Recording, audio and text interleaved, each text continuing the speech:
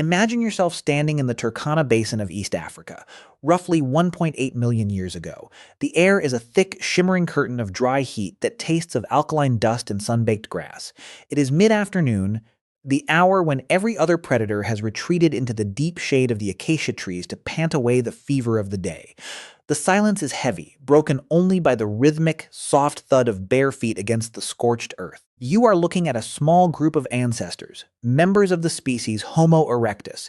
They are not hiding from the sun. They are moving through it, their bodies glistening with a film of moisture that catches the light like polished bronze. This is the moment the human story truly begins, and it starts with a radical, naked transformation.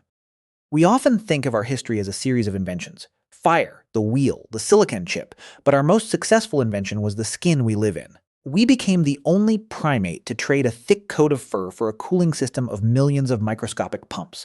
We stepped out of the shadows and into the blinding light of the equator, and to survive that transition, we had to undergo a biological overhaul that redefined what it meant to be human.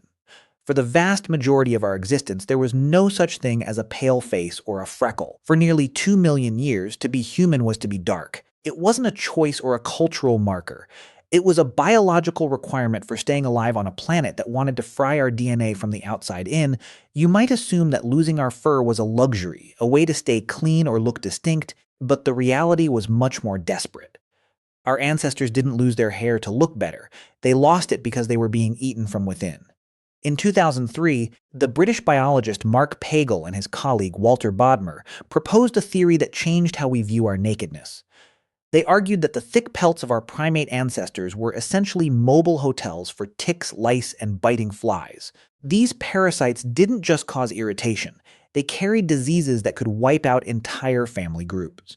By thinning out the fur, evolution made it harder for these hitchhikers to hide, and it made it easier for our ancestors to groom each other, turning hygiene into a survival advantage. However, shedding that protective pelt created a catastrophic problem. The moment we lost our fur, we exposed our living cells to the raw, unshielded power of the equatorial sun. Without a barrier, the ultraviolet radiation began to tear through our skin, threatening to destroy the very chemical foundations of life. We were naked, vulnerable, and facing an evolutionary dead end. Actually, that vulnerability was the catalyst for the greatest cooling system nature has ever designed. While every other large mammal on the savanna has to stop and rest when the sun reaches its zenith, the human body found a way to keep moving. We didn't just lose our fur, we replaced it with between 2 and 5 million acrine sweat glands. Most mammals cool themselves by panting, which is a slow and inefficient process that requires them to stop their physical activity. Humans, however, developed a distributed cooling network that covers almost every square inch of our skin. This allowed us to dump heat while remaining in motion. But this cooling system came with a catch. For sweat to evaporate and cool the blood, the skin has to be bare. And bare skin in Africa is a target. The American anthropologist Nina Jablonski has spent decades documenting how our ancestors solved this. The solution was melanin, the dark pigment produced by cells called melanocytes. Melanin acts as a biological umbrella, absorbing UV rays and scattering them before they can reach the delicate structures of our DNA. As our hair thinned, our skin didn't just stay the pale pink color seen under a chimpanzee's fur. It turned deep, rich black, becoming a permanent, living suit of armor. But don't mistake this for a simple tan. This was a high-stakes biological trade-off involving one of the most important nutrients in the human body, folate. Folate, or vitamin B9, is the fuel for cellular repair and the blueprint for healthy reproduction. We now know that intense UV radiation doesn't just cause skin cancer. It literally dissolves the folate circulating in our bloodstream. For an early human woman, a lack of folate meant a high risk of birth defects like spina bifida. For a man, it meant a collapse in sperm production. Pale skin in the African sun wasn't just a health risk, it was an extinction event. Genetic studies of the MC1R gene, which regulates melanin production, suggest that dark skin became a fixed, universal trait in the human lineage about 1.2 million years ago. This wasn't a slow transition across different regions. This was a brutal filter. Anyone who wasn't dark enough to protect their folate levels simply stopped having healthy children. The dark skin we see in ancient humans was the result of 1 million years of the sun selecting only the most protected bodies to carry the species forward. Yet, this biological armor did more than just protect us. It gave us a weapon that no other predator possessed. This is the endurance running hypothesis, championed by Daniel Lieberman of Harvard and Dennis Bramble. Because we had bare, dark skin and an elite cooling system, we could do something impossible for a lion or a cheetah. We could hunt in the middle of the day. Most African prey animals, like the kudu or the zebra, are incredibly fast in a sprint, but they are limited by their fur. They cannot sweat efficiently. When they run, their internal temperature skyrockets. If they don't stop to cool down, their brain will literally cook inside their skull. Our ancestors, dark-skinned and sweating freely, practiced what is called persistence hunting. A human hunter would identify an animal and simply start walking or jogging after it. The animal would sprint away and disappear over the horizon. The human would follow the tracks. When the hunter caught up, the animal would sprint again. But the human never stopped. After 5 or 6 hours of this relentless pursuit under the noon sun, the animal's cooling system would fail. It would collapse from heat exhaustion, its heart still racing but its body unable to move. The hunter, protected by his dark skin and cooled by his sweat, would walk up to the incapacitated prey and end the hunt. We didn't become the masters of the planet because we were the strongest or the fastest. We became masters because we were the only ones who could stand the heat. Contrary to what you might expect, this dark-skinned prototype of the human body wasn't just limited to Africa. For the vast majority of our history, every human who ever lived, worked, or dreamed was dark-skinned. When the first groups of Homo sapiens finally began to trickle out of Africa roughly 70,000 years ago, they didn't magically change color the moment they crossed into Asia or Europe. They carried their African skin with them like a cherished heirloom. For tens of thousands of years, the people who painted the exquisite bulls on the walls of the Lascaux caves in France were dark-skinned. The people who survived the freezing depths of the last ice age in the tundra of Siberia were dark-skinned. The people who first crossed the land bridge into the Americas were dark-skinned. We have a tendency to look at the world today and assume that skin color is tied to geography in a permanent way, but that is a very recent illusion. For 99% of the human story, the default setting for our species was dark. Light skin is not a different version of being human. It is a very late, very localized adaptation to a specific problem that only occurs far away from the equator. While we see skin color as a fundamental difference today, biology sees it as a simple chemical adjustment for a single vitamin, vitamin D. In the tropics, the sun is so intense that your body has no trouble making enough vitamin D, even through a thick layer of melanin. But as humans moved into the cloudy, high-latitude regions of northern Europe and Asia, they encountered a new crisis. There wasn't enough UV radiation to penetrate dark skin and trigger the production of vitamin D in the bones. Vitamin D is essential for a strong immune system and for absorbing calcium. Without it, children develop rickets, their bones softening and bowing under their own weight. In the dim light of a European winter, dark skin became a liability. To survive, these populations had to lose their protective melanin to let every scrap of available sunlight reach their cells. This was the vitamin D winter, a period where the body had to choose between protecting its folate or making enough vitamin D. In the north, vitamin D won. The skin began to lighten, not because it was evolving upward, but because it was desperately trying to prevent bone disease in a low-light environment. However, the idea that this happened a long time ago is one of the biggest myths in modern science. We used to think that as soon as humans entered Europe 40,000 years ago, they turned white. We were wrong. In 2018, scientists at the Natural History Museum in London performed a DNA analysis on Cheddar Man, the oldest complete skeleton found in Britain, dating back about 10,000 years. The results sent shockwaves through the world of archaeology. Cheddar Man had blue eyes, but his skin was dark to black. He was a Mesolithic hunter-gatherer living in what is now England, and he looked like a modern-day West African. This wasn't an anomaly. Similar genetic studies on remains from Spain, Luxembourg, and Hungary have shown that the dark-skinned, blue-eyed look was the standard for Europeans for millennia after they arrived. The light skin we associate with Europe today didn't become dominant until the arrival of farmers from the Near East and the steppes of Central Asia much later. For almost the entire duration of the Stone Age in Europe, the people building the foundations of Western culture were as dark as the ancestors they left behind in the Great Rift Valley. But even that influx of farmers didn't complete the picture as quickly as you'd think. The genes for very pale skin, Specifically, the variants SLC24A5 and SLC45A2 didn't sweep through the European population until surprisingly recently.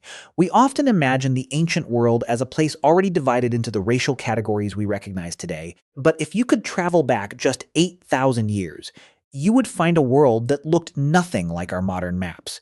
You would see dark-skinned hunters in the forests of Germany, dark-skinned gatherers on the coasts of Scandinavia, and dark-skinned fishermen in the British Isles. The transition to the pale palettes of the North was a frantic, last-minute genetic scramble caused by a change in diet. Hunter-gatherers got their vitamin D from eating oily fish and animal livers, which allowed them to keep their dark, protective skin even in low light. But once humans switched to farming, their diet became dominated by grains, which have almost no vitamin D. Suddenly, the skin had to do all the work. The pressure to lighten the skin intensified only when we stopped hunting and started planting. Despite how much we obsess over these differences now, they are incredibly superficial from a genetic standpoint. The deep human story is one of overwhelming uniformity. If you take two people from different parts of the world today, they are genetically more similar than two chimpanzees from the same forest. Our skin color is a thin, beautiful, and highly reactive interface with our environment, nothing more. It is a biological dial that turns up or down based on how much sun hits the ground where our ancestors lived. We carry the history of the sun in our cells. The melanin that makes skin dark is the same chemical that colors the feathers of a bird or the ink of a squid. It is one of the most ancient and versatile pigments in the history of life on Earth. When we look at the diversity of human skin today, we aren't looking at different types of people. We are looking at a single species that is exceptionally good at fine-tuning its chemistry to stay alive. You might find it hard to believe, but the very traits we consider modern, our large brains, our complex social structures, our ability to use language, were all incubated in a dark-skinned body. The energy required to grow a human brain is enormous. To afford that energy, we had to become efficient hunters, and to become efficient hunters, we had to be able to run in the heat. As we've seen, that running was only possible because of our bare skin and our melanin. In a very real sense, your ability to think, to reason, and to watch this video right now is a direct result of the dark skin of your ancestors. If they hadn't evolved that melanin shield 2 million years ago, their brains would have overheated. Their children would have been born with defects, and the human experiment would have ended as a minor footnote in the fossil record of African primates. We are a species built on a foundation of sun protection. Every achievement of humanity, from the pyramids to the moon landing, was pre-authorized by the melanin that allowed a naked ape to survive the equatorial sun. Yet, we still live with the remnants of that original design every single day. Have you ever wondered why you feel a surge of energy when the sun hits your skin, or why a lack of sunlight can lead to depression and physical illness? It's because your body is still tuned to the rhythms of the African savanna. We are tropical animals who have dressed ourselves up and moved into climates we weren't originally built for. Our modern world of office buildings, clothing, and indoor living is a radical departure from the environment that shaped us. We treat the sun as an enemy to be avoided, or a luxury to be enjoyed on vacation. But for millions of years, the sun was the primary sculptor of our physical form. Every time you sweat, you are using a cooling system that was perfected on the plains of East Africa 2 million years ago.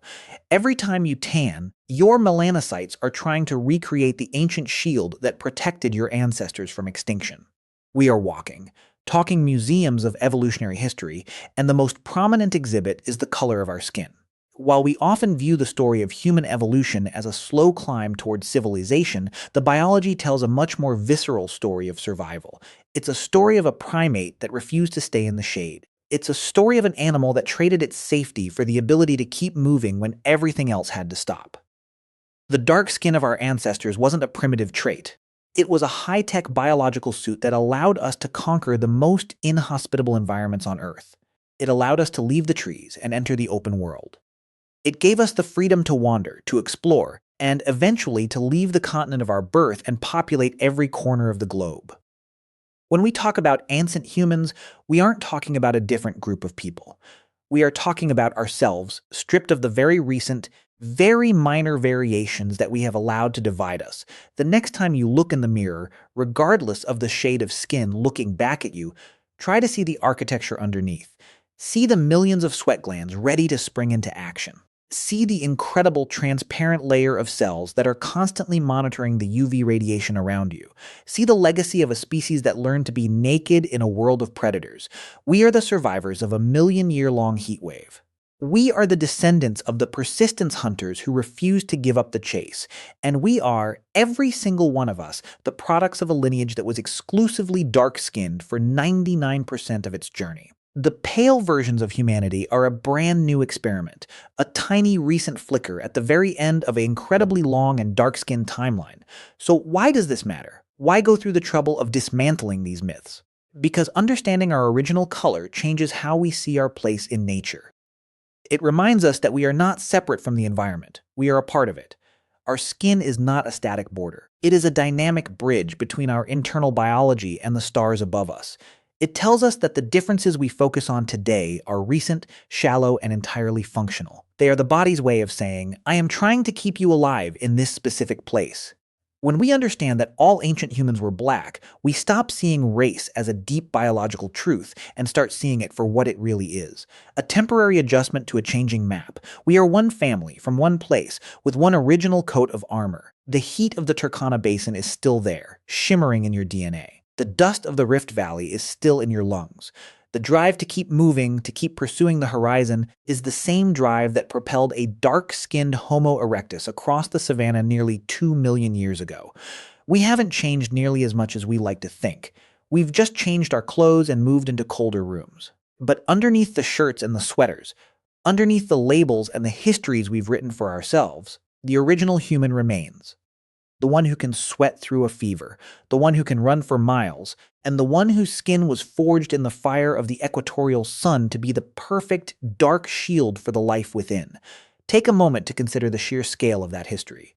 If you represented the entire timeline of the human genus as a 24-hour clock, light skin wouldn't even appear until the very last few minutes before midnight.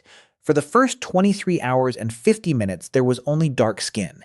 Every hero of the deep past, every inventor of the first tools, every explorer who crossed into unknown lands, lived their entire life in a body that was deep brown or black. This is the baseline of the human experience. It is the foundation upon which everything else was built. When we ignore this, we aren't just ignoring black history. We are ignoring human history. We are cutting off the roots of our own tree and wondering why the branches feel so fragile. The transition from that dark-skinned hunter-gatherer world to the one we live in today happened in the blink of an evolutionary eye. It was so fast that our biology is still catching up. We still crave the foods of the savanna. We still struggle with the sedentary lifestyle of the city, and we still carry the genetic blueprints of a tropical runner. We are, quite literally, out of our element, but there is a profound beauty in that displacement. It shows just how adaptable we are. It shows that we can take a body designed for the African sun and make it thrive in the Arctic Circle, on the high plains of the Andes, or in the vacuum of space. We are the ultimate generalists. But we must never forget the specific conditions that made our generalism possible in the first place. Imagine, again, that ancestor in the Turkana Basin. He stops for a moment, his dark skin shimmering with sweat, and looks toward the horizon. He doesn't know that his descendants will one day walk on the moon or split the atom. He only knows that the sun is hot, the prey is tired, and his skin is holding firm. He is the prototype. He is the original, and he is in you. Every time you step out into the light and feel that familiar warmth on your arms, you are connecting with a 2 million-year-old lineage of survival. You are part of a story that began in the dark, in the heat, and in the naked, unshakable resolve to keep walking. As we look at the world today, it's easy to get lost in the recent details, the last few thousand years of migration, conquest, and diverging appearances. But the science asks us to look deeper. It asks us to look past the surface and recognize the keystone that holds the entire human structure together. The skin came first, the cooling came first, the dark pigment came first. Without that specific sequence of events, there would be no us. There would be no civilizations to argue over, no languages to speak, and no future to build. We owe our existence to a chemical called melanin and a climate that demanded we use it. To truly understand why all ancient humans were black is to understand the brilliance of the human body. It is to see our skin not as a badge of us versus them, but as a masterpiece of adaptive engineering. It is a reminder that we are a species of survivors who found a way to turn a deadly environment into a playground. We didn't just survive the sun. We used it to fuel our journey to the top of the food chain. We are the children of the heat, and our history is written in the deepest shades of the earth. But here is the final shred of the illusion. We like to think of whiteness, or light skin, as an ancient foundational part of the human story in the north. We imagine the Vikings or the Celts or the ancient Greeks as having always looked the way they do in modern movies. But the genetic reality is far more startling. According to the most recent genomic studies of European populations, the specific combination of genes that produces the typical pale European skin didn't actually become widespread until incredibly late. It wasn't 40,000 years ago. It wasn't 20,000 years ago. The definitive shift to light skin in Europe only fully took hold approximately 8,000 years ago. For the other 1,992,000 years of our history, the light-skinned human didn't even exist. We are all, in the deepest sense of our DNA, African travelers just recently arrived in the cold. If you found this dive into our shared biological roots fascinating, there are many more factory settings of the human body we haven't explored yet. Consider subscribing and let us know in the comments, how does it change your view of yourself to know that light skin is only a few thousand years old? Until next time, keep looking deeper.